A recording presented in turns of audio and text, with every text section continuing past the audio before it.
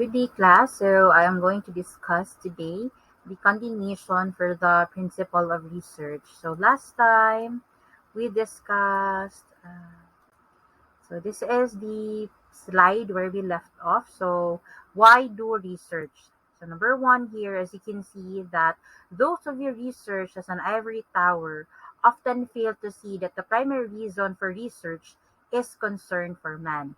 So it means that, diba, the reason why there are those people or researchers who would conduct research is because they have a concern, diba? Na sila concern para sa tao. And when we talk about, 'di ba, na those people who view research as an ivory, ibig sabihin, 'di ba, na knowing that they do not have enough knowledge, enough experience about it, so they would really fail to see or what is really the reason why there are people, 'di ba? Actually, a lot of people would conduct research. So now, as you can see, it stimulates the researcher to seek ways and means, which is why, class, 'di ba, it has been mentioned here that the primary reason for it is concern for man. Diba? Because we are trying to seek ways and means by which new or additional knowledge can be best utilized to improve man's living conditions, whether in the area of family life, schooling, religion, or civic participation. So, ibig sabihin yan, class, di ba? Because we have a concern, di ba? Concern sa tao, di ba? So what we do is that through research, 'di ba, we conduct, 'di ba, we seek for ways and means. So it means that, 'di ba, there are those what we call applied research. This is what we call pure research. So for example, if it is applied research that your goal there, 'di ba, in conducting a research, now you will be able to help. For example, in the field of medicine, there are those that who would conduct a research so that they can be able to look for the what you call this, yung cure, di ba? Cure to those diseases so that they can be able to develop as well. Let's see, for example, medicine. So that is one way of showing our concern for man. It can be said that the main purpose of research is to discover answers to meaningful questions through the application of scientific procedure. Kasi nga, di ba, initially class, what we do is that we first identify or determine the problem. And because, di ba, there is a problem that we have identified and determined, now we are going to discover, we are going to investigate the answers to those questions that we have. But it will go through an application of scientific procedures. So there are steps, procedures that we need to follow. So it serves the purpose of number one, answering practical questions or problems related to one's profession. For example, to us, diba, what are those questions related to our profession or in our field of study? Let's take, for example, the criminal rate. Let's see, for example, crime-related act, mga traffic-related accidents. So there's actually a lot, diba, that we can be able to answer, diba, as well as or address, diba, those problems. Acquire baseline data, basic or new knowledge or information. So basically, it talks about us, diba, it could either be acquiring new knowledge, diba, or let's say, we will be able to identify those data, basic data or information. And lastly, answer theoretical questions such as testing a theory, applying or developing a theory. Next class, let's discuss about the sources of knowledge.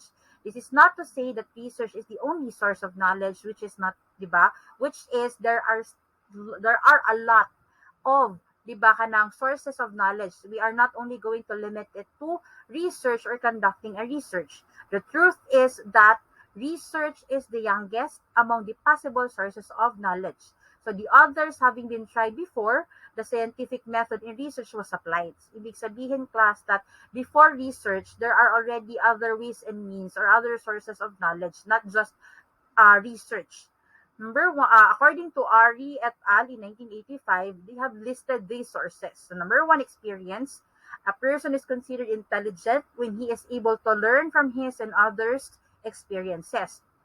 Which is why, class, diba, we always hear that the best teacher is our, or let's say experience is the best teacher. So you always learn something from our experience. The learning, however, is colored by the person's perception and the interpretations he attaches to this. So, ibig sabihin, class, that though in those experiences, our personal experience and the experience that we have from other people, even though that there are learning that we will be able to get or we will be able to have, but it will differ kasi 'di ba we perceive those experiences differently, as well as we have different interpretations, 'di ba? So it means that it will be tainted, 'di ba? The learning that we will have will be tainted, or it will be colored because of our perception, because of our own perception and interpretation. Kasi 'di ba, it will varies, or it will depend from a person's perception interpretation as to what will be the learning he or she will get out from it. Next, authority. Still others have sought that the pronouncements of authority or experts whose experiences with the topic on hand is extensive or would have some source of expertise not accessible to others. Diba? Which is somehow true. Those authority or those experts, when we interview them, when we ask them answers about the specific questions, diba, their statements have the authority, or let's say they really have they really know, diba, the answers, especially knowing, especially that it is their expertise. Diba, they have the authority about it. That's their field of interest or field of study.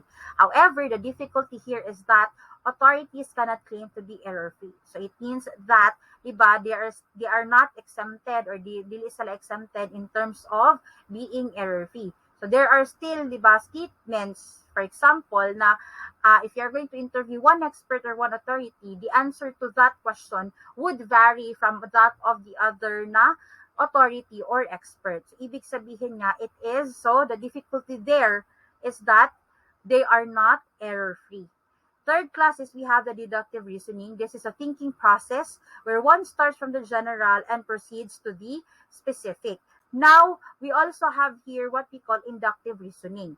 So Francis Bacon believed that an investigator should only make conclusions on the basis of facts gathered through direct observation.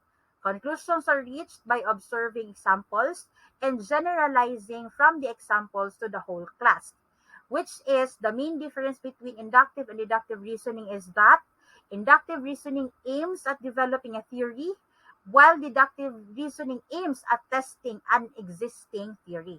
Now, on the right side of this slide, class, in this presentation, you will be able to see there the difference, diba? More difference about inductive reasoning and deductive reasoning. As you can see, inductive reasoning is the act of making generalized conclusion. So we are making a generalized conclusion based off of the specific scenarios.